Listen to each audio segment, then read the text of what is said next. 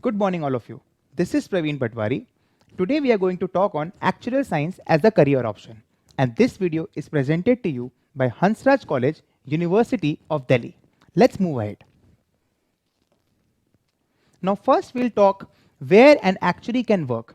So there is a traditional field, non-traditional field and the emerging fields as well. So let's start with the traditional field.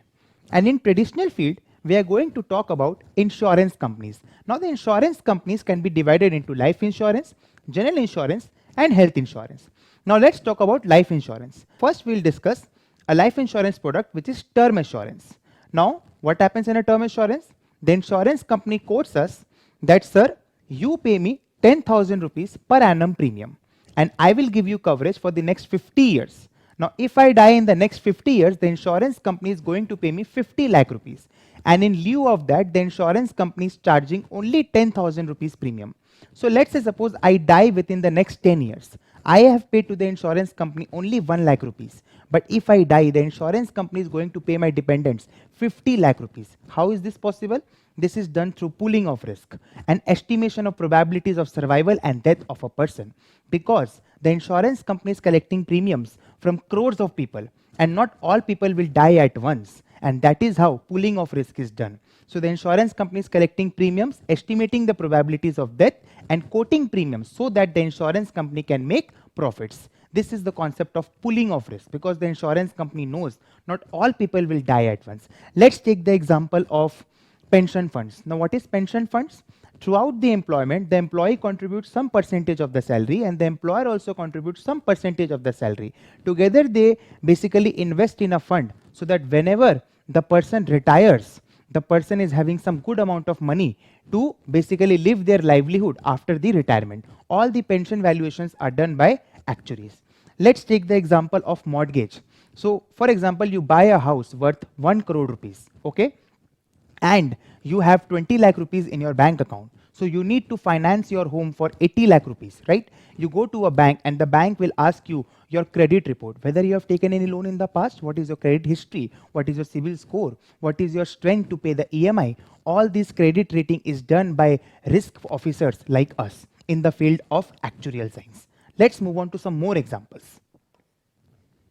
So let's talk about stock markets. We can predict how a stock will perform in the coming years.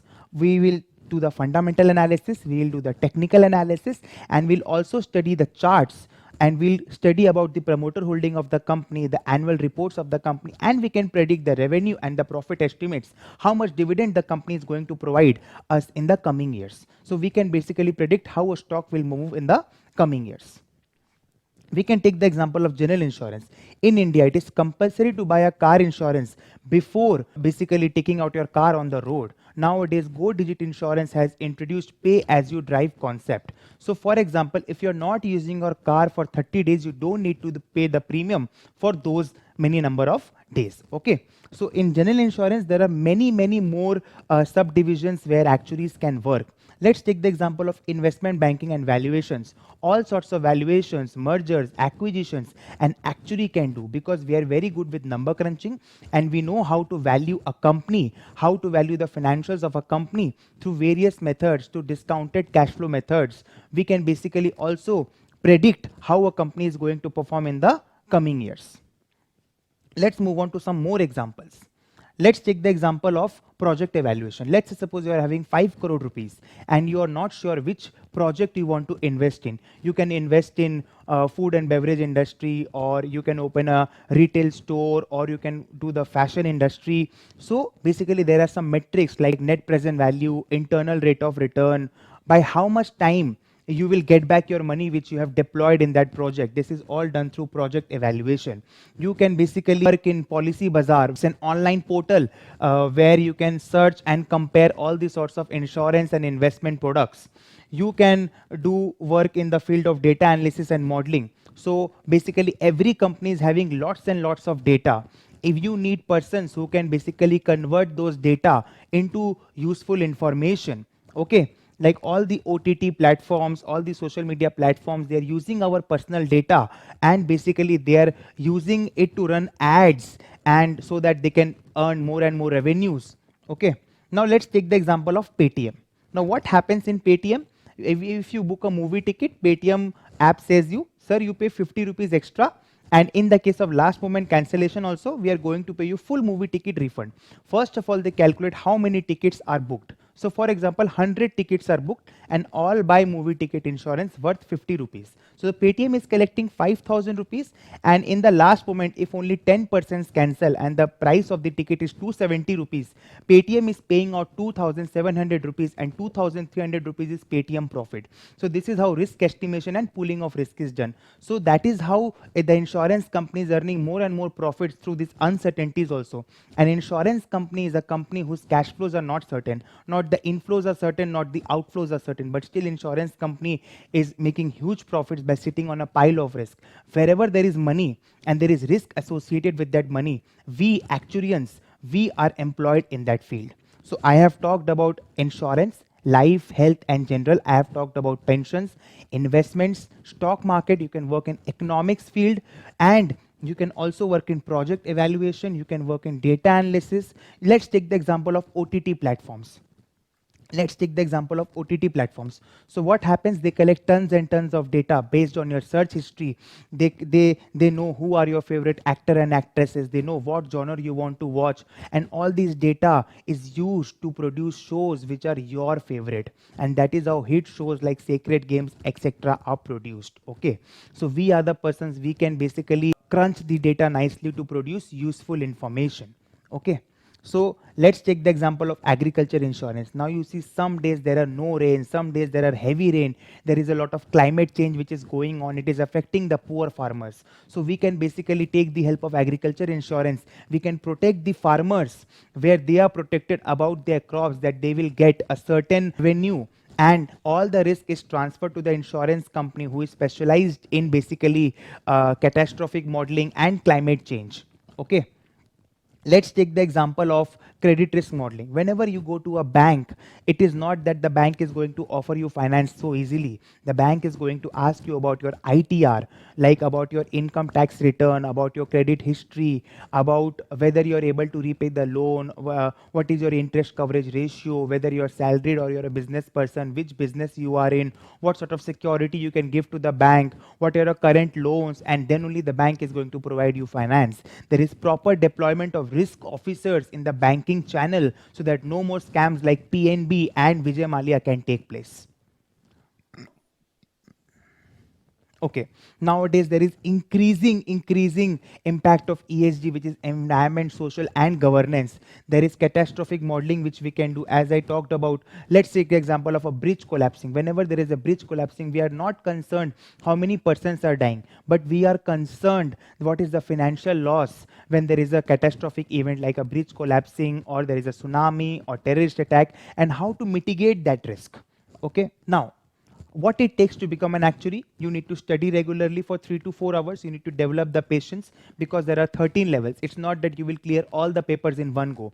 You need to have the patience. Sometimes you will pass, sometimes you will fail, but it's a marathon in which you need to give exams every 6 months. You need to prepare for the exams by studying regularly for 3 to 4 hours, and you need to crack the course. Okay, it's not that every time you will get success, but someday after studying rigorously for 5 to 6 years, or maybe 6 to 7 years, you're definitely going to get the success. Okay, so in this course you don't need to mug up anything. It's all conceptual based. From day one, whatever you're studying, it's all real life based. Okay, for example, whenever you go to a bank, you will see there is an increase in interest rates. For example, if you lend your money to the bank for example 6 months, then the rate of interest is 5%. For 1 year it is 5.5. For 3 years it is 6%, and so on. The rate goes on increasing. So this is how the bank is attracting you to give your money to the bank for more years, because the bank is going to lend the same amount of money at a higher interest rate to persons who are coming to bank for taking a loan. Okay, so this is how, so all conceptual based. Till now you have studied integration, you have studied probability distribution, but you don't know how to apply these concepts in real life. So this is the course where you can apply these concepts in real life. Okay, but you need to have proper time management, because you need to do this course along with your college or along with your job. So you need to have proper time management skills also. Okay, now let's discuss the route to actuarial science. So There are 3 institutes from where you can do. I will talk about the most notably 2 in India, which is IFOA, which is UK based, London based, which is IFOA, Institute and Faculty of Actuaries, and one is Institute of Actuaries of India, which is IEI. Okay.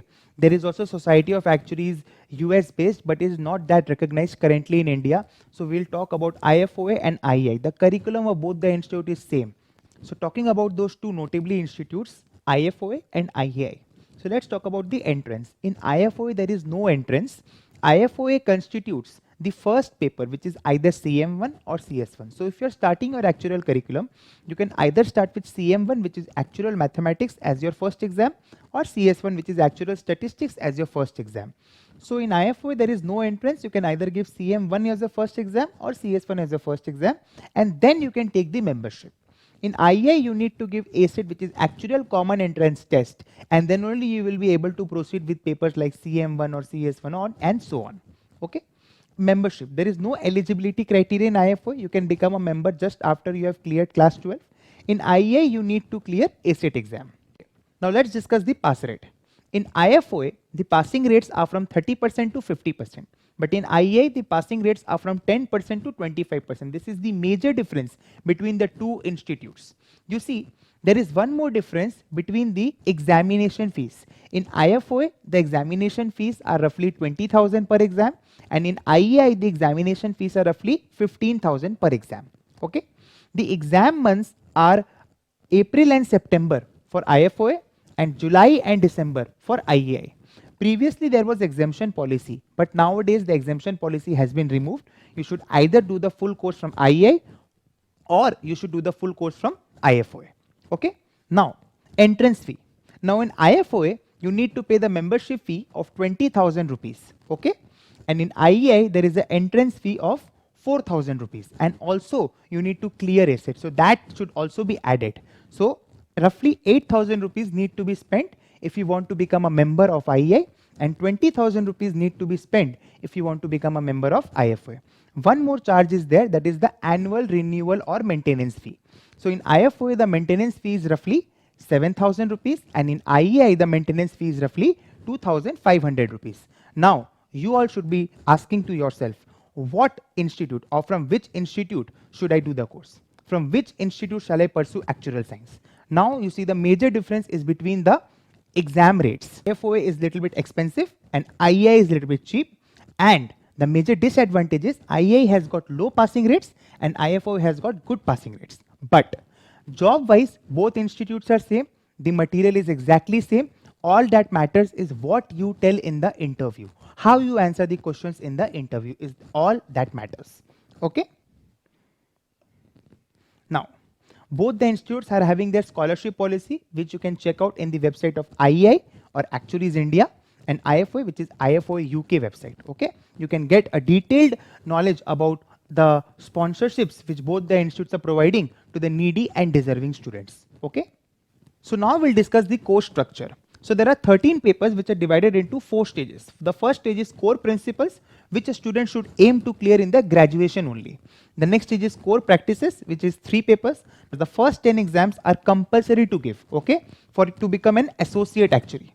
Next is specialist principles, and you need to give any 2 out of the 9 exams.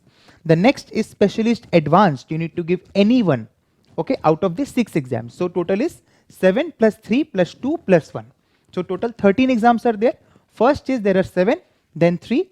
These 10 papers if you clear along with 1 year of work experience, you become an associate actuary. And if you clear all the 13 levels, you become a fellow actuary with 3 years of work experience. Okay, I repeat, first 10 exams are compulsory, there is no choice. With 1 year of work experience, you become an associate actuary.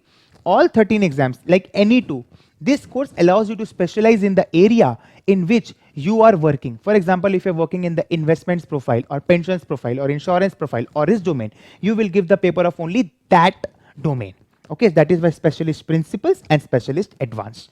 So 7 plus 3, any 2, any 1. So the total is 13. Okay. Okay. So we'll discuss the core principles. The first exam that a student should start with is CM1 Actuarial Mathematics. This paper constitutes banking, finance and life insurance. Or the student can also start with CS1, which is Actuarial Statistics. this paper starts with raw statistics. The first thing that you're taught in this paper is random variable. Okay. After moving on, like if the student has started with CS1, the next exam should be CM1, or if the student has started with CM1, the next exam should be CS1. This is how the first two exams should be cleared by a student. So if you are an actuarial student, you start with CM1, the next exam should be CS1, and if you have started with CS1, then the next exam should be CM1. So the first two exams for an actuarial student should be either CM1 or CS1.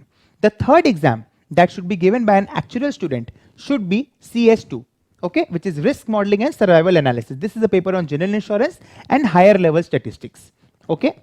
And the last paper, like the fourth exam that the student should give, is CM2, which is financial engineering and loss reserving. This is a paper on stock markets and financial domain, okay. So the correct order is CM1 CS1, or vice versa, like CS1 CM1, then CS2, and then CM2. And while clearing these four exams, the student can also appear along with these four exams any of the CB exams, because these papers are not related to any of the content here. Okay. So for example, if you have given CM1 as your first exam, you can mix up in the next term CS1 along with CB1. So CB1 is a paper of business finance. Here you deal with finance, accounting, and other audit related terms. You will study accounting ratios, balance sheet. Okay. CB2 is a paper on business economics, and CB3 is a paper on business management. Here it's an online test in which they basically check whether you're able to develop the business sense or not. Okay. All the M codes paper, you will be having two exams. One is the written exam, in which you will be asked mathematical problems which you need to solve, and along with that you will be given an Excel based exam. All the S codes exam, here you are going to write a written test, okay, and along with that you will be also tested on your R programming. So there are two softwares which are introduced in this course, which is Excel and R programming. So all the M codes paper, they constitute MS Excel, and all the S codes exam, they constitute R programming. Okay. In the CB level, these exams are little bit easier ones when compared to CM and CS. So it takes roughly 100 hours of preparation to complete your CB level exams, and it takes roughly 200-250 hours of preparation to complete your CM and CS exams.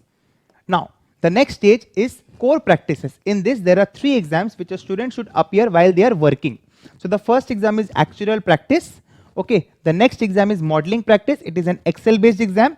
And the third exam is communication practice. Now let's talk about the first exam, actuarial practice. Now in this exam, what happens is they are going to ask you analytical questions like how should the reserves of a life insurance company be set up? What will be the revenue model? What will be the expenses? Okay, what factors you should consider? What are the risks and how can they be mitigated? Okay, what all are the investment products available? Okay, here you are asked analytical questions in this paper. Okay, one of the most difficult exams to clear is CP1, and one of the highest increments which you get is by clearing this exam, which is actuarial practice. Okay. Modeling practice, you need to basically develop models on MS Excel, and communication practice, there are actuarial jargons which you need to deal with, how to basically communicate those actuarial jargons to layman. Okay.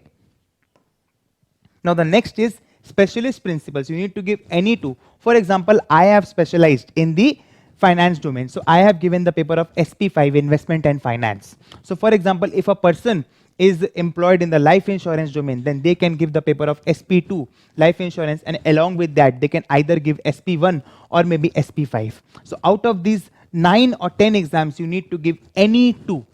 Okay.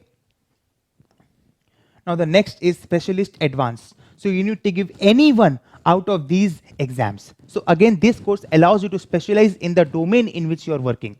Okay. Now what is the route to fellowship? You clear all the 13 exams. With 3 years of professional work experience, you become a fellow. If you clear the first 10 exams with 1 year of professional work experience and relevant work experience in the actuarial domain, you become an associate actuary. Okay. Okay. Now this is the trend. As you see, it's an upcoming trend. Okay, like the number of fellows from Indian Institute of Actuaries are also increasing, and also the active number of students, those who are pursuing actuarial science from IFO, it is also increasing over the years. Okay, so there is a great demand. Okay, there is a great demand. Okay, for this course. So there are roughly 8,000 to 9,000 actuaries currently FIAs or fellows present in India, those who are working. Okay. Okay, so let's discuss this salary scale.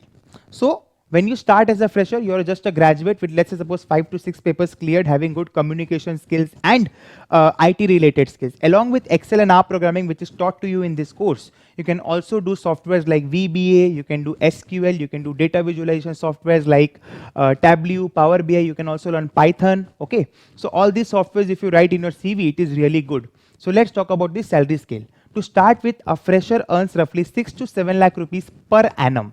Now there are two types of increment which a fresher can get. One is the annual increment, which is normal 5 to 10% increment which every employee gets. One is the paper based increment. So in the first year, if you clear, let's say suppose 2 more exams, okay, and the per paper increment in your company is 50,000 rupees per annum. So your salary will get increased by 1 lakh per annum due to the paper clearance, and also the annual increment you will also get. Okay, so there are two types of increment. One is the paper based increment and the other is the annual increment. Okay, now by the time you are an associate with roughly 2 years of work experience, you can expect a salary of 12 to 15 lakh rupees per annum, and by the time you are a fellow with 4 to 5 years of experience, you can expect a salary of roughly 20 to 30 lakh rupees per annum. Okay, now there is a list of companies who are hiring actuaries in India.